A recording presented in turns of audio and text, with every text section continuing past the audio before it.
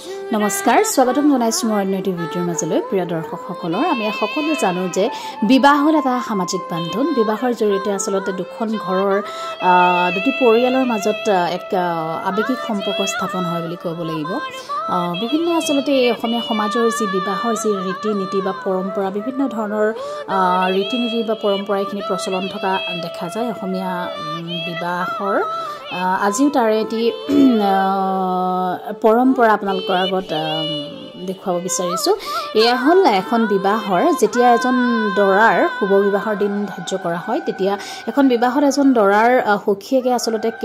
এক গুৰুত্বপূৰ্ণ ভূমিকা পালন কৰে এজন সখীৰ আসলতে যিখিনি এখন বিবাহত যিখিনি গুৰুত্ব সেইখিনি হয়তো আমি সকলোৱে জানো আৰু এই যে বিভিন্ন বিবাহৰ যি বিভিন্ন পৰম্পৰাৰ মাজতে পানী তোলাৰ পৰা আদি কৰি বিভিন্ন যিবিলাক পৰম্পৰা আছে আমাৰ পুৰণিকলীয়া যিবিলাক পৰম্পৰা বা ৰীতি নীতি এইবিলাকৰ মাজতে এটা উল্লেখযোগ্য পৰম্পৰা হ'ল যে বিবাহৰ বিশেষকৈ দৰাজনৰ শুভ বিবাহৰ দিন ঠিক কৰাৰ লগে লগে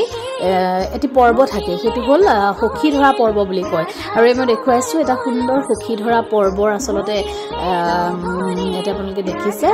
যেহেতু ইতিমধ্যে বিবাহৰ দিন ধাৰ্য কৰা হৈছে বা ঠিক হৈ গৈছে ইয়াৰ লগতে সখীজনৰ যিটো গুৰুত্ব বা সখীজনৰ কিছুমান নীতি নিয়ম থাকে যে দৰাৰ পৰিয়ালে সখী ঘৰলৈ গৈ পেলাই ধুনীয়াকৈ তামোল পাণ বা এখন শৰাই আগবঢ়াই পেলাই সখীজন মানে নিমন্ত্ৰণ জনাই বা সখীজন ধৰে তেনেকুৱা এটা পৰ্ব আপোনালোকৰ আগত দেখুৱাইছোঁ সুন্দৰ এটি পৰম্পৰা